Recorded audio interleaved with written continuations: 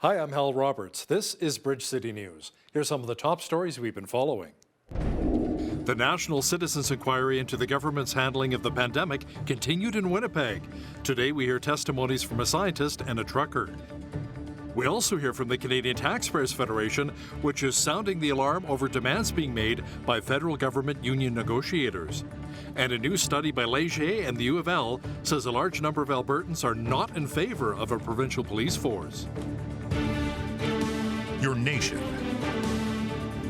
your province, your southern Alberta.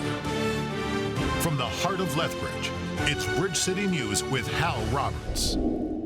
Thanks so much for joining us. Prime Minister Justin Trudeau's Chief of Staff, Katie Telford, testified before a committee of MPs. She says there have been many conversations on the question of foreign interference on Canada's elections and defended her government's record of taking steps to protect Canadian democracy.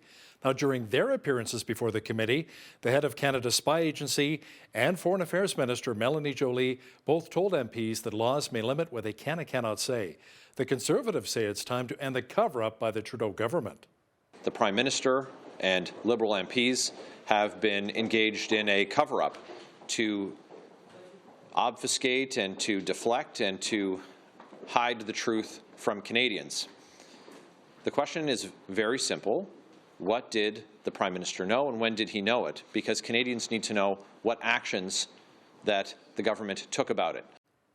Well, it was day 2 of the National Citizens Inquiry into the government's handling of the COVID-19 pandemic. The hearings this week are taking place in Winnipeg. Rick Wall, the president of Richland Transport, was one of the witnesses at the inquiry. He was part of anti-mask rallies and the Freedom Convoy. He also organized the rally of semi-trucks at the Pembina-Emerson port of entry in southern Manitoba by the Canada-US border. He explained why he went there to protest government COVID-19 mandates. Our plan was to basically abide by all traffic laws.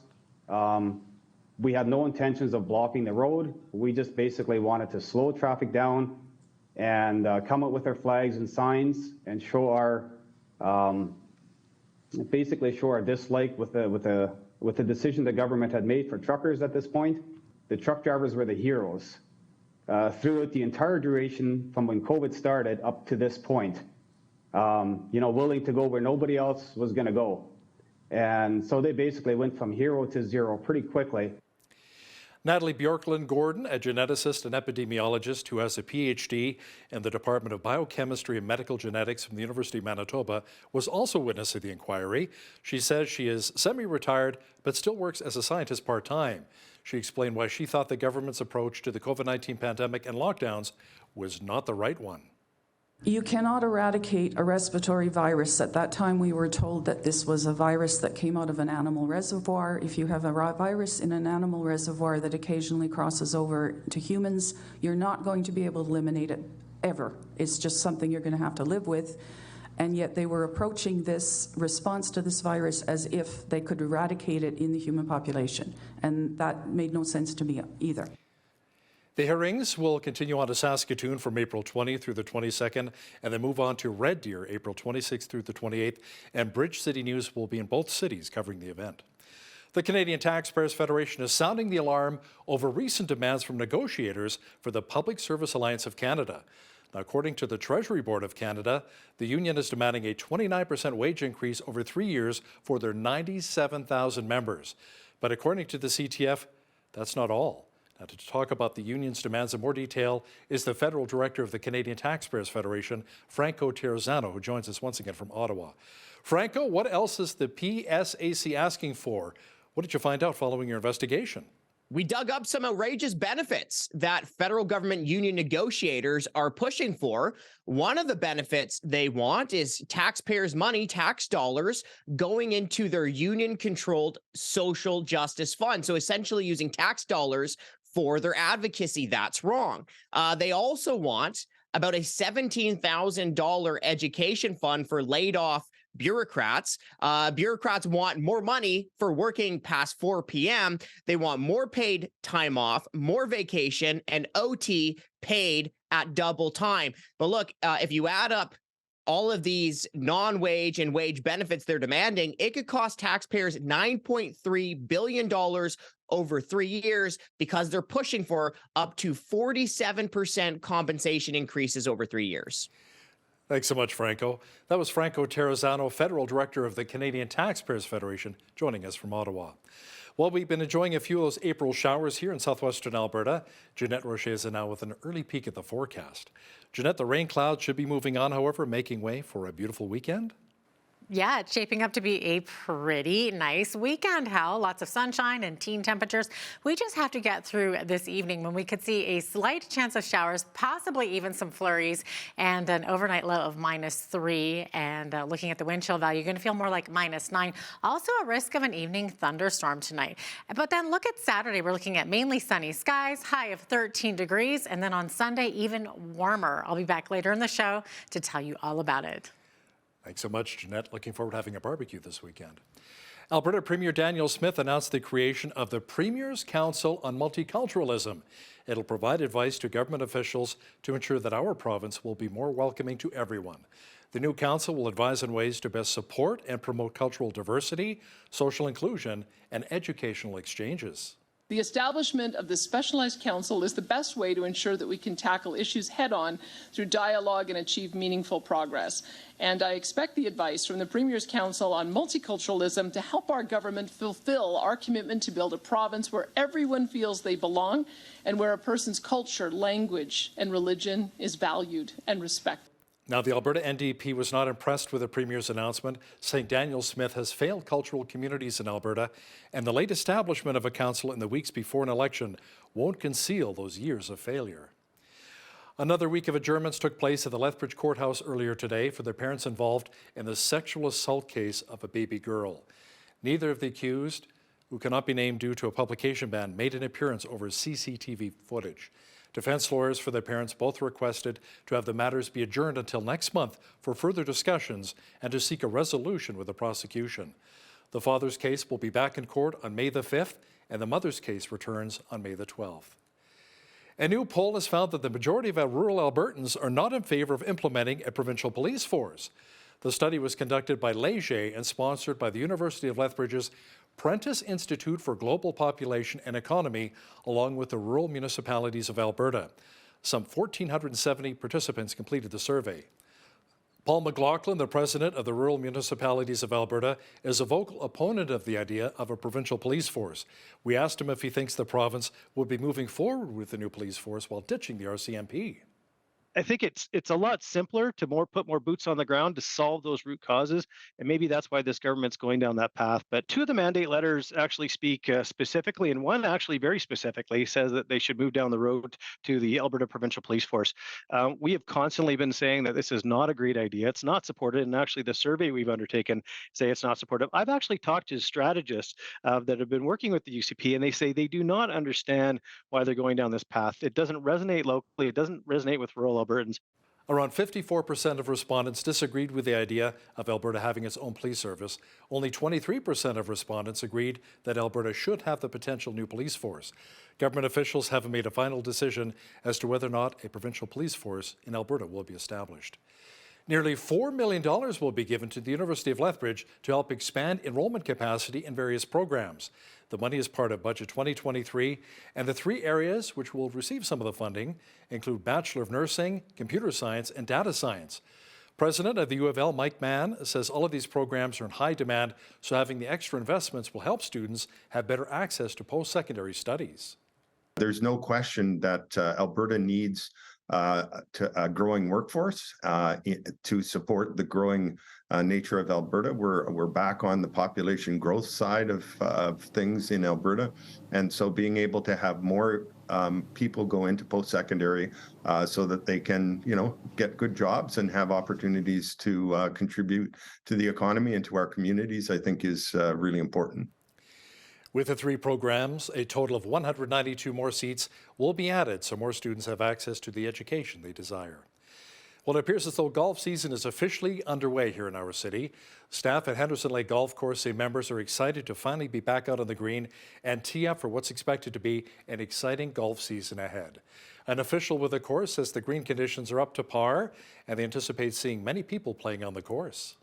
The Turks came off, everything was all good. Obviously just a little bit of heat now will obviously spruce everything up, and no, but everything's turned out really good. The course looks great. The memberships are roughly the same as before. Still hard to tell. We'll probably know a good idea within the next couple of weeks, but you know, obviously being out here in public golf course, there's a lot of people coming from Calgary, Edmonton, northern Saskatchewan.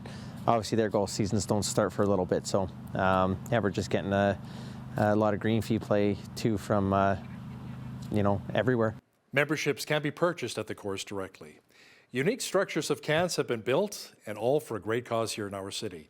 The Canstruction initiative brought in just over 8,600 cans of food to be distributed to our local food banks, along with the Lethbridge College Students Association Food Bank.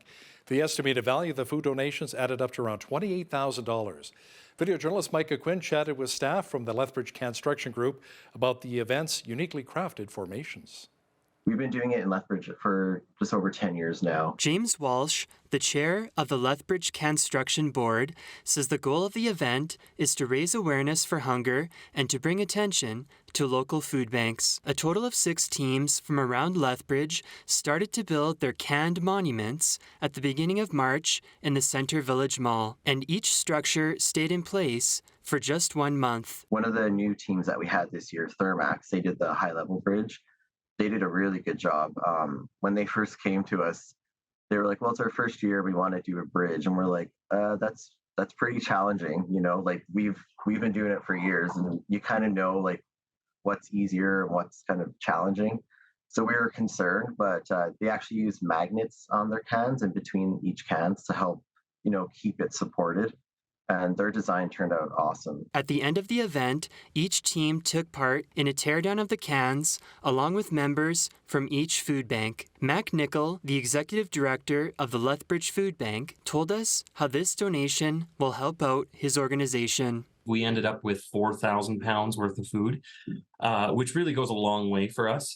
This time of year starts to get really tough for us. We have a lot of support through December and with Christmas and all of that. But when it starts to get to this end of the year, we aren't on the forefront of a lot of people's minds. So we really start to see a lowering of the stock we have to give out to clients. And with the rise of clients we've seen, it's been putting a bit of a pinch on us. So that 4,000 pounds goes very, very far, but very, very fast. 6 awards were handed out for the best canned statues in Lethbridge by the Canstruction Company based out of the United States. For Bridge City News, I'm Micah Quinn. An Alberta judges ruled that a social media personality and failed Calgary mayoral candidate defamed and harassed a public health inspector. Kevin Johnston will now have to pay $650,000 in damages to Sarah Nunn, who works for Alberta Health Services, and permanently abide by a restraining order. Nunn and the AHS filed the lawsuit after Johnston repeatedly threatened health inspectors. He was arrested multiple times for breaking pandemic-related public health orders. A 33-year-old man is dead following an altercation with police in Red Deer. RCMP say after responding to a call of a man threatening people inside of a home with a knife, they had an altercation with a suspect. One of the officers discharged their weapon and the man was declared dead at the residence. No officers were injured during the incident. The Alberta Serious Incident Response Team has been called in to investigate the matter. Officials in Swift Current, Saskatchewan say the city is in a local state of emergency and will remain so for up to 2 weeks. Officials are concerned about the flow of the Swift Current Creek as the Water Security Agency continues to manage levels in a nearby dam. More runoff is expected from the Cypress Hills region, along with more rain in the forecast. Fire officials are reminding residents, especially kids, to not play around the creek because the water is cold, dangerous, and moving quite quickly. In Paris, thousands of French residents returned to the streets to once again protest President Emmanuel Macron's plan to raise the retirement age from 62 to 64. The protesters marched through the French capital carrying signs and chanting anti-pension reform slogans. Dozens of injuries were reported as clashes between police and protesters continued. An elite French institution is expecting to rule soon on whether Macron's contested plan to raise the retirement age is constitutional. The president's drive to increase the retirement age has provoked months and months of protests and labor strikes. A bus carrying 35 people, mostly Israeli tourists, fell onto its side on a slope, killing 1 person and injuring 34 others. The tragedy occurred in South Korea. Officials say a 62-year-old Israeli woman died, and 7 of the injured people are in serious condition. The ministry said the crash occurred as the bus rolled backward while the driver was shifting gears.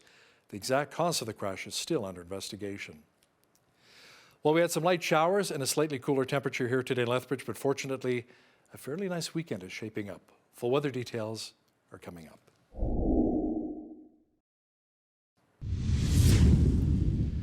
Well, we appear to be a little below our seasonal high for this time of year with some light showers in parts of southwestern Alberta today. Jeanette Rocher is in now with a complete look at the forecast. Jeanette, the rain cloud should be leaving us soon and a decent weekend is shaping up. You know, it'll be sunny and teen temperatures and not a lot of wind, so I would say it's shaping up to be a beautiful weekend, Hal. We just got to get through this evening when we could see that slight chance of rain or snow, also a possibility of a thunderstorm this evening.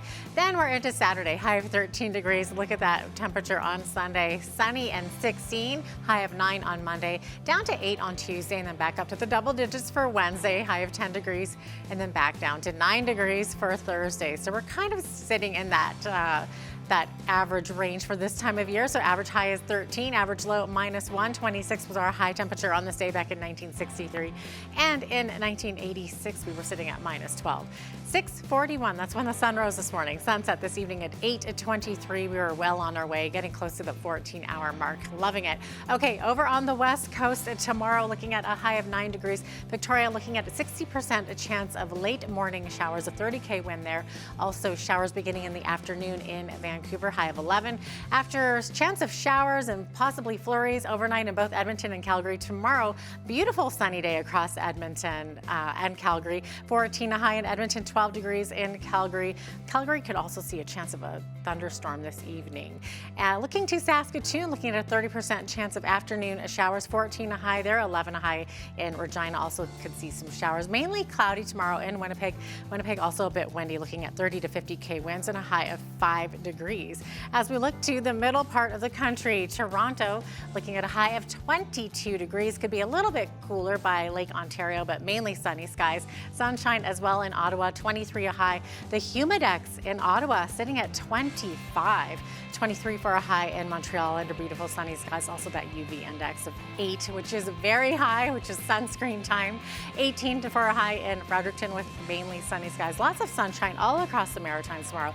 17 the high in Halifax, 8 the high in Charlottetown. A little bit cooler by the coast there, down into Marlow around 3 degrees. And then 3 also the high in St. John's, Newfoundland, looking at a 40% chance of showers or flurries and up to 80K winds there. So there you have it. That is your forecast.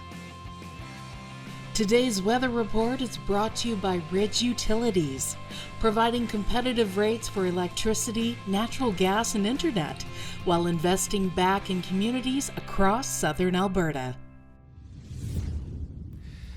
The Canadian Real Estate Association is forecasting the average price of a home to end the year down 4.8% from last year to $670,380. But it does predict the prices will increase 4.7% next year, taking the average home price to more than $702,000. CREA released its forecast as it announced March home sales fell 34.4% from last year and that the average home price was down 13.7% from a year ago. Manufacturing sales dropped 3.6% to $71.5 billion in February as sales in 12 of the 21 industries that Stats Canada tracks moved lower. Sales of petroleum and coal products led the decline, falling 14.9%. February's decline followed a revised 4.5% increase back in January. Now, here's a look at today's markets.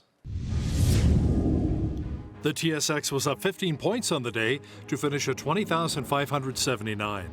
The Dow was down 143 points to 33,886. The S&P 500 was down 8 points on the day to 4137. And the Nasdaq was down 42 points to 12,123. West Texas Intermediate Oil was up 36 cents to $82.52 US per barrel. Natural gas was up 11 cents to $2.11 US. Gold was down 36.05 on the day to $2,004.17 US an ounce. And silver was down 48 cents to $25.35 US an ounce. Feed wheat is at $11.43 per bushel. Barley's at $9.12, canola's at $17.21, and corn is at $10.54 per bushel. Live cattle were down 75 cents to $174.75. Feeder cattle were up 73 cents to $203.40, and lean hogs were up 15 cents to $71.75. The Canadian dollar was down slightly over the past 24 hours to 74.77 US.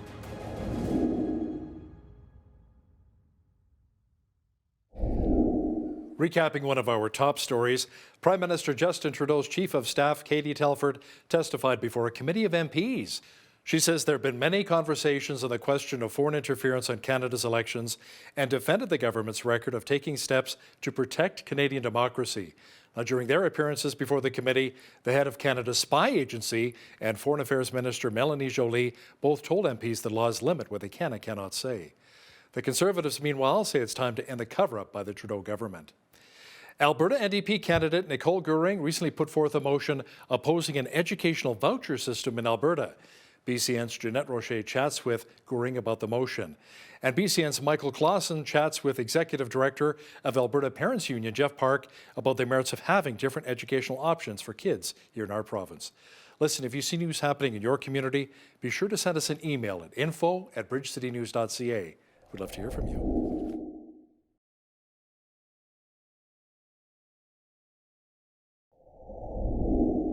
Well, education is the pillar of our society, which develops future generations and prepares them for life and career. And the type of education and content of curriculum are also enormous factors in outcomes for students and society alike. Recently, Nicole Goering, the NDP MLA for Edmonton Castle Downs, put forth a motion regarding the future of education in Alberta. To talk more about the motion is MLA Nicole Goering, who joins me from Edmonton. Nicole, thanks so much for being here today. Great to have you on. Thanks for having me, Jeanette. Absolutely. Okay, so I know that you have an extensive history of working with youth in various roles at Child and Family Services and as a group home supervisor, and you've seen your share of youth-related situations in schools, I'm sure. So maybe can you explain your motion, what it is, and how you feel that it's important for Albertans? Absolutely. So when the motion was introduced, it says that be it resolved that the Legislative Assembly recognize the Alberta has acknowledged for having a world-class public education system, oppose any efforts to create a privatized two-tier education system, and oppose the use of vouchers for education similar to those used in the United States. Okay, so that's it in a nutshell. So you mentioned the two-tiered. So do you feel that there's privatized and two-tiered education in Alberta already? Well, what we've seen with this government and Danielle Smith was that she was very vocal about introducing an American-style voucher system in Alberta, which ultimately creates an approach to take public dollars away and put it towards tuition to private schools. So fundamentally what this does is that it takes away and erodes resources from the public school system, and ultimately the result is that everybody loses in this system. Oh, wow. Okay. So how would you foresee this impacting maybe Waldorf or Montessori schools that are already in the province? So when it comes to funding education, the Alberta NDP has said that we will fund every student, that we're focused on making sure that we're building more schools and ensuring that Alberta young people are taught the world-class curriculum that prepares them for success. We want to work with Albertans to build a modern, inclusive curriculum that will prepare students for higher learning, the world of work, and how to be engaged citizens. We see that public education is world-class, especially in Alberta. And when this government introduced their curriculum, we saw damaging impacts. I'm not sure if you're aware, but the Northwest Territories and Nunavut ended a 40-year relationship with Alberta. And they indicated that they will not teach this curriculum that the UCP has introduced. Okay, so what are the negative impacts of the curriculum that the UCP have introduced? Maybe go into that a little bit. Absolutely. So there are so many that are coming forward saying that this education is eroding the public education system. Alberta has a world-class system. Like you said, I have tons of experience working with youth. I have 3 kids of my own who went through the public education system.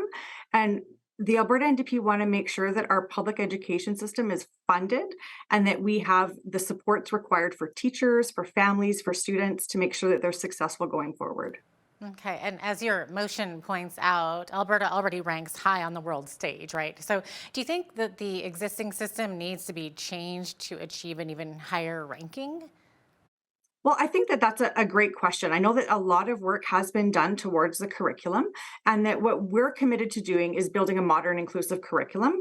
And we want teachers at the table. We want to make sure that families are at the table because we need to invest in public education and the future of Alberta's children. So what do you think that would look like being practiced out? Being practiced out, it would mean that everybody has a voice when it comes to ensuring that our students have the best education possible. And so looking at what work has been done and how we'll go forward is making sure that we have those voices at the table. Okay. Do you think that this would impact like other private schools, like religious schools for Christian, Muslims, Jewish, who are already set up in Alberta?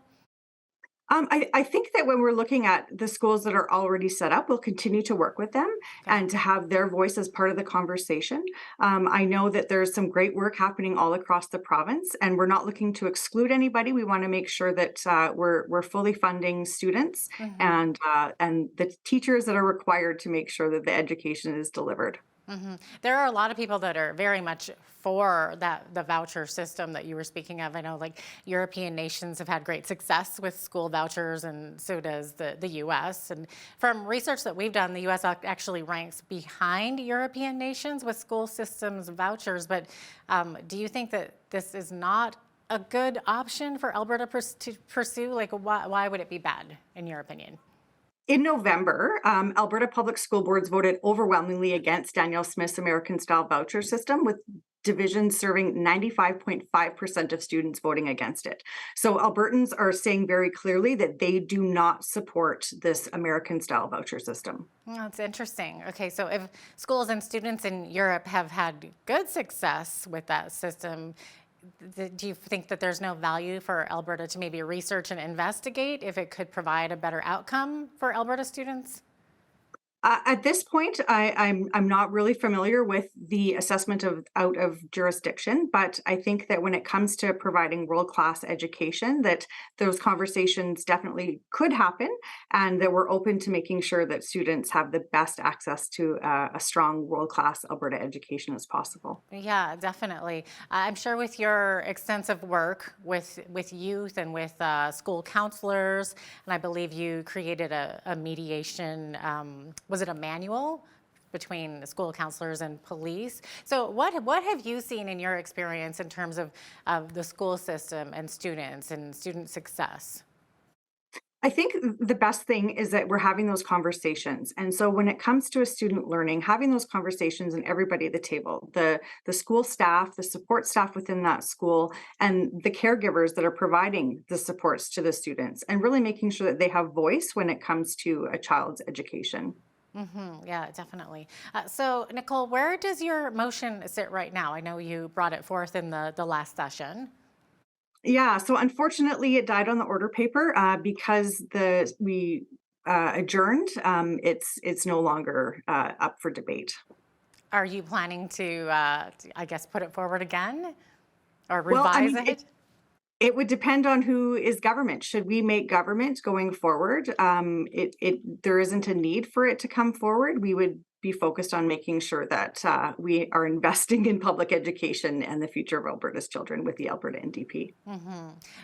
Do you find that the voucher system, would that cost people more money? Would it, like, what's the big beef with it?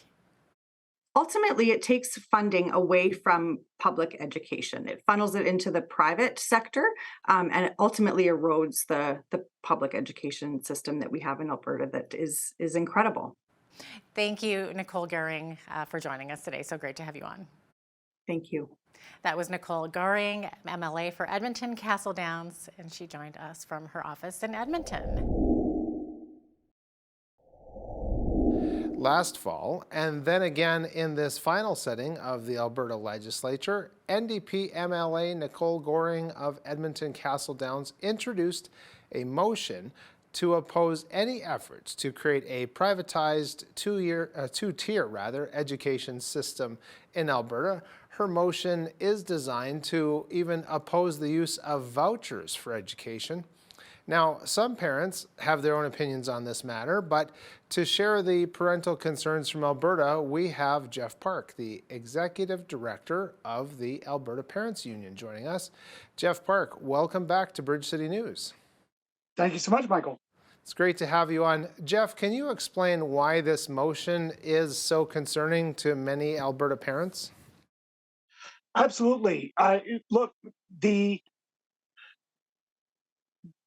parents in the Alberta Parents Union have come together, over 16,000 of them from every political stripe, because we have this very fundamental belief that I am the expert on my 4 kids, not some educrat in Edmonton or even with a local school board, but that parents are the ones who are the expert in their own kids. Someone else might know more about a certain kind of pedagogy or a curriculum design or a certain subject, but we're the expert on what our kids need. So that just as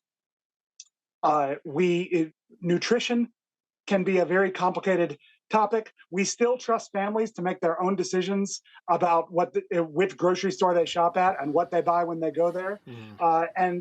And for a lot of us, it just makes sense that the education system should run the same way. And precisely because education is so important, we think that having one centralized bureaucracy where they don't particularly suffer if the system fails is the wrong way to go. So choice in education raises all boats and makes education better for everyone, and that's why we advocate. Right. So it makes perfect sense to me that parents know what's best for their children in the full spectrum of their lives.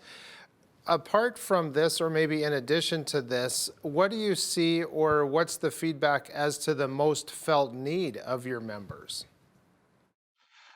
For a lot of the members, they just feel that their voices aren't being heard, whether that's at the provincial government level, whether it's at the school board level, or whether it's at the school or classroom level.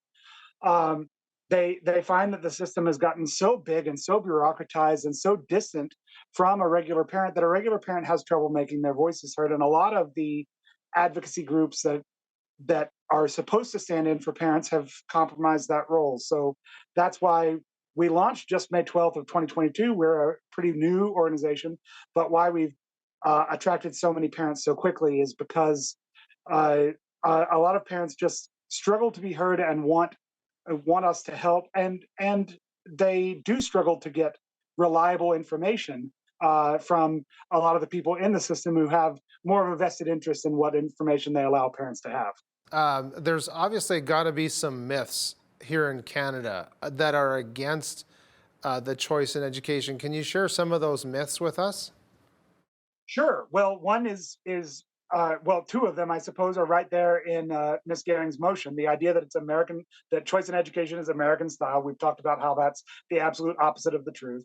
The idea that it's elite, that you use the word two-tiered, that the elite have access to better schools, and that the money and resources rush away from the public system. That's precisely what happens in a place more like Ontario, where they don't have a system of school choice. You have private schools that run $36,000 in tuition in Ontario. You have nothing like that in Alberta. The government of Alberta did a survey to look at the incomes of people by different school types, and it's pretty even across the board. And in fact, the lowest percentage of the lowest income bracket are public school families. And so we have a broad variety of income and class being served by a broad variety of schools. It's not just for the elites. And the other big myth connected to that is the idea that schools of choice can reject students. In the vast majority of cases, that is completely overblown to the point of being entirely false. Of course, for a school that has religious convictions. They want to make sure that families that share those religious convictions are at the front of the line, because you are agreeing that your child will be taught according to those ideas. But charter schools, for instance, they are not allowed to have say cream the top of the crop and only take the best students. They have to have an equitable admission standard, and most of them it's just first come first serve, and that's how it is for so many schools, and that's why so many of these schools have waiting lists that are as long or twice as long as their actual ability to admit students to their school. Wow. So education, especially even for me growing up, was not a one-size-fits-all. Is there, let's say, hypothetically, or in the planning, a certain kind of student that is typical for the public school system? Sure. So that's one of the reasons this makes so much sense to regular parents is all you have to do is have a second kid to realize that kids aren't one size fits all. and so many people then realize that their education also can't be one size fits all. And a lot of the parents who belong to the Alberta Parents Union do not send all of their kids to the same option. They might home educate one student and have one in an alternative program and one in Catholic school. And we have lots of parents who have multiple children in multiple systems because they have different needs. And that's why we need to have more flexibility, more choice, more options for families, and trust the families to find the best education for their children, not educrats in Edmonton or even in a local area. Sure, that makes sense. And I was thinking of that bell curve, so to speak, for where you can slot your children in. What about some of those cracks that students are known to fall through in the public system? Can you talk about that a little bit? Well, absolutely, and often I would say one of the most common reasons that parents express to me why their kids are falling through the cracks, I should mention, is not even so much academic or learning skills. It's the bullying. It's that the school that they first place their child in is not safe for their child, or their child at least does not feel safe, and they can't learn in that environment. And a poster on the principal's wall that says that we have zero tolerance for bullying is little comfort in such situations. And I've had parents reach out to me where it's their child that's being expected to make the changes and bear the weight of accommodations, and not the bullies. And that's so often what happens in these big systems. So that's one of them. But there's also just approaches to learning. There's oftentimes even the values where a child finds it very difficult to learn because and the family finds it very difficult because the values of the family and the school, the values that the school is promoting or seeming to promote, don't match. And so for all those reasons, we need to have pluralism, more options, and trust families to make those decisions. They're the ones with the skin in the game. They're the ones, it's their kids. And they're the ones who should be entrusted with these decisions. Yeah, that certainly gives our viewers a lot to think about, shed some light on those maybe dark recesses of the education system, and just why there's actually that desire from parents to find the right fit for their child. And we do it in every other area, so why not education? But Jeff, I want to thank you for joining us today. Thank you so much, Michael. Yeah, it was great to chat with you about this. That was Jeff Park, the Executive Director of Alberta Parents Union. He joined us today from his office in Calgary.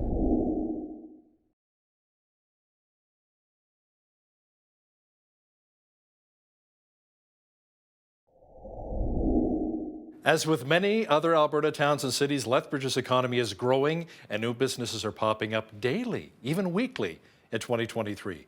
Joining us now to discuss our city's business environment and culture is the CEO of the Lethbridge Chamber of Commerce, Cindy Bester, joining us once again from Lethbridge. Cindy, welcome back to BCN. Thank you for having me. You bet. So Cindy, what's the tone or mood with local business owners right now as we're making our way out of the pandemic? we're starting, thank heavens for spring. Spring always brings that uplifted spirit, even though we are kind of at times experiencing second winter at moments. But, there's definitely more positivity than there was this time last year. Are you seeing some of the business owners expanding and maybe hiring more people? You see lots of people hiring people, looking for people right now. That's one of the challenges is finding people for some of the openings that are out there. You see lots of organizations, throwing out advertisements, and so that's a good sign that they're growing. But it's also important that we need bodies to fill those positions. The Alberta government's campaign, Alberta is Calling, reaching out to cities like Vancouver and Toronto. Have you seen an influx of people moving to our region as well through that campaign? Absolutely. We are seeing an increase in population. There's people moving, daily from every province. And so we just need to show that Lethbridge is a great place to move to. And since I've lived in the city over 6 years now, I've noticed that Lethbridge is a very tight-knit community. Business owners supporting each other. How important is that as we grow as a community? That is key. Like, networking with your community is so important because when you know the faces of the local businesses and you know the people, you learn that there's trust. And that is so important in enhancing community growth and just making it a great place to live and work and raise your family. Absolutely. The beautiful parks that we have around, it's just incredible. And the fabulous restaurants too, I have to tell you, I love it. Cindy, let's talk a bit about the post-secondary institutions we have here, the U of L and Lethbridge College. What kind of a role do they play when it comes to working with businesses and maybe some young entrepreneurs who are graduating from particular programs in post-secondary? That's a great point. We are so lucky to have the college and the university here in our city. Many cities our size do not have that opportunity. And I could go on and on about the strengths that both institutions have. And what they're doing is they're giving opportunities of different sorts because everybody that's going there, they want to build a career and a future. And I think it's exciting that they get to experience our city and then also have that flexibility of learning at the pace they want to learn at and with the industries they want to learn with. Now, what are some of the industries you've seen that are continuing to grow? I mean, we've seen a lot of the agriculture sector, which we're quite involved with quite heavily here. We've got the Agri-Food Hub and Trade Center opening up fairly soon. But what industries are seeing a lot of growth in our region, here in southwestern Alberta? Agriculture, of course, will always be a massive hub for us. And with that comes along that supply chain. How do we get our goods out? So supply chain, but also our industrial section. And but service industry, as population grows, we also need service industries to make sure that our food supply is running, whether it's the grocery store or fuel or all of those necessities to have our homes run efficiently, safely, and to get our kids to school and to get ourselves to work. So we're seeing growth, I would say, in every industry that is touched in Lethbridge, for the most part. Of course, there is struggles. It's not all sunshine and roses yet, but from the feeling that we get from members we talk to, and like I said, the not so sunny things, there's still optimism. Now, here in Lethbridge, we have a place called Tech Connect, a place for entrepreneurs, Cindy, and it's basically known for being Southern Alberta's hub for innovation and technology. What can you tell us about Tech Connect and how it's been helping the business community here? Well, Tech Connect is another fantastic place for people to go, entrepreneurs to go explore, especially in that startup stage and those connections with the right people through RINSA, which is the Regional Innovation Network of Southern Alberta. There's a group of us that we get together once a month and we look and we discuss those emerging, whether it's technology for all sorts of industries, Who do we need to tie them into, and what can we do to help them? For example, last month when we were talking, there's somebody we were able to tie this entrepreneur with at the college and at the university. And then from there, they were able to get research grants and further development. So, you know, Tech Connect is that like spark place that where we're able to help connect people. And Tech Connect does a brilliant job of all of that. Do you think the technology sector is an area we'll continually to see more growth in our region here? You know, I hope so, because we can work from anywhere in the world and we can be successful with that. We also need to ensure that our region is up to date with broadband, and so we don't have pauses here and there with conversations. But I do see that growth as well, especially with the college and some of the great things they're doing with virtual reality. A lot of companies, obviously, and certain industries are connected as well in the business community. Cindy, how are we seeing our local technology companies help other industries to grow? You know, we're starting to hear more stories. We need to get out with our technology partners and encourage them to share stories on what they're doing. Let's just say the music and film industry. We have seen phenomenal growth in that area. The Last of Us, that was just, you know, showcased Southern Alberta. And from that, there's a lot of local experts that were part of that. So we need to get those stories out to show that technology isn't just for like designing buildings. Technology touches every part of our day. Now, obviously, you're really well connected with small and medium business owners and some of the bigger companies as well, the bigger corporations. Cindy, a lot of people are telling me they live on the west side, they need a Walmart Superstore, or a Canadian Tire, because you've got so much of the population moving to the west side of the city. What are you hearing? Is there potential of a Walmart Superstore maybe setting up shop here in Lethbridge on the west side? Well, there's a lot of land over there. You know, I think the developers are out there. They're talking about different things. There's plans in different phases and stages. So I think over the next couple years, we will hear more of that, because there definitely is a need with the growing population, the growing housing development. There will need to be more resources in that region of the city. What can you tell us about the new online portal for the Chamber of Commerce membership? Is it kind of like Amazon, but for our business members? You know, that's through the Alberta Chamber of Commerce, and it was to help kind of leverage online portals for the smaller businesses that weren't online yet. And so it's kind of that transition to get that awareness, to get them online, and then to also showcase what Alberta has for that small budding entrepreneurial spirit. What are some of the big benefits you see for business owners who want to join and become a member of the Chamber of Commerce?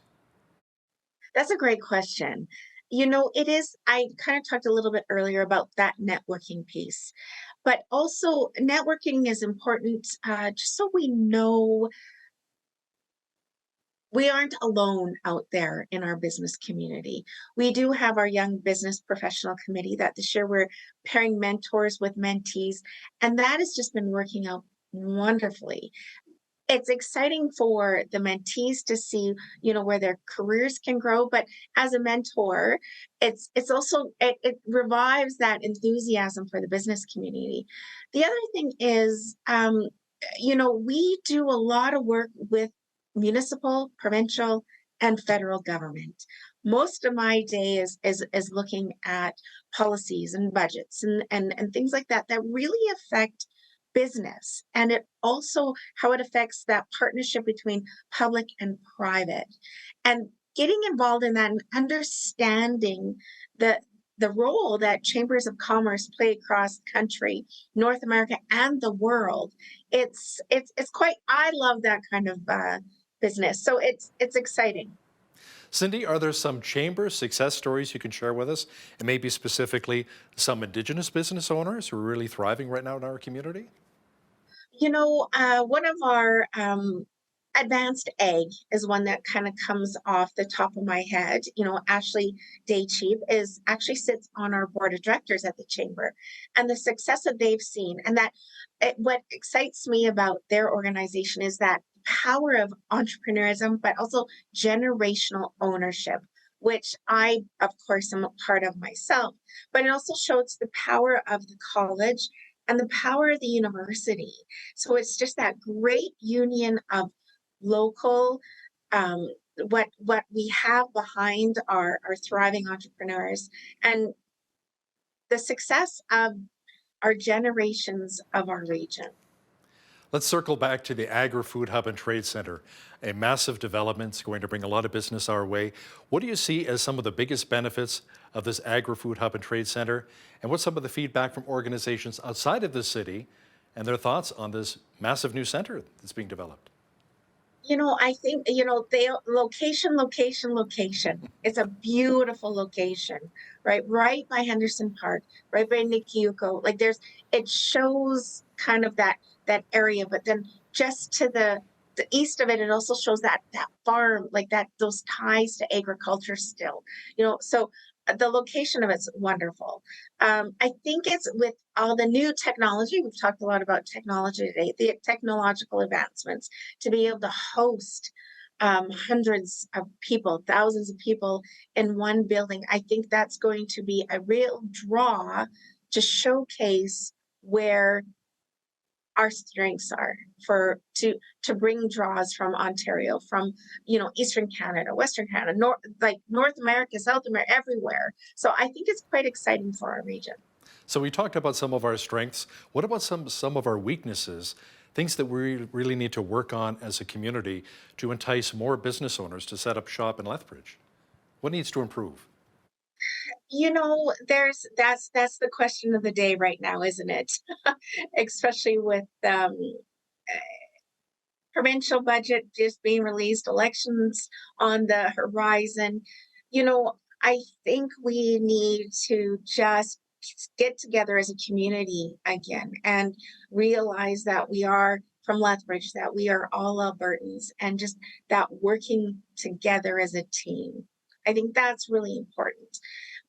Just recognizing, and that's one thing that I appreciate about Team Lethbridge. It's a group of us that work together with economic development, and we just went up to Edmonton in December of last year, where we as a community, we go up to Edmonton and we are united. So it's not individual requests and asks, it's a united voice on our region.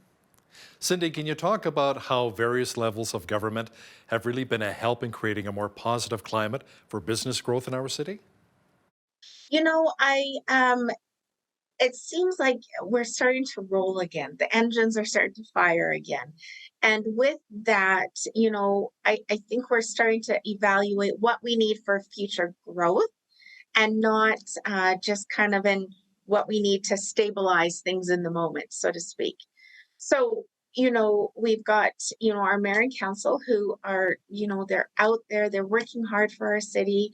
They're trying to keep everything positive and forward moving, because we have that budget that we were waiting for and needed done. So now we have that 4 years to really work and go. Provincially, our province is a strong province, and we need to know our role in the country, and we need to stay strong. And so that's an important key. And then federally, there's a lot of conversations going on federally. And it's, one of the things that in the federal budget that just came out, organizing and encouraging relationships between interprovincial businesses, things like that. I think that would help us unite more as a country. So it's all those. How do you unite a city, a province, and a country all in the day? There's a lot of different challenges that we're faced with. Cindy, as you know, Bridge City News airs on Miracle Channel. We reach 6 million homes across the country, so we have viewers all across this amazing, beautiful country of ours, and we thank each and every one of you for watching BCN. But if somebody, let's say, is watching in Moose Jaw or Halifax or Smithers or in Timmins, Ontario, wants to set up shop here in southwestern Alberta in Lethbridge, Why would they want to come to our city? What are some of the biggest benefits that you can think of right off the top? Why set up shop here? You know, we have the university, we have the college, we have excellent school systems, we have excellent community-based organizations. It's, you know, I came here and started university, and then my family moved here, and then we started some family businesses. I've raised my children here. It is a lovely community. And I've stayed, and I'm a huge advocate for our city, as everybody knows. But there's a place to come here, grow, develop, and soar. Like, you can really come here and make a difference. Let's just say that people will be blown away. A little play on the wind that we get here. Yes, when they move to they'll be Lethbridge. blown away by all the possibilities of our city. There you go. Cindy Besters, the CEO of the Lethbridge Chamber of Commerce. Thanks so much for your time today, Cindy. Thank you. On behalf of all of us here at Bridge City News, I'm Hal Roberts. God bless. Thanks so much for watching.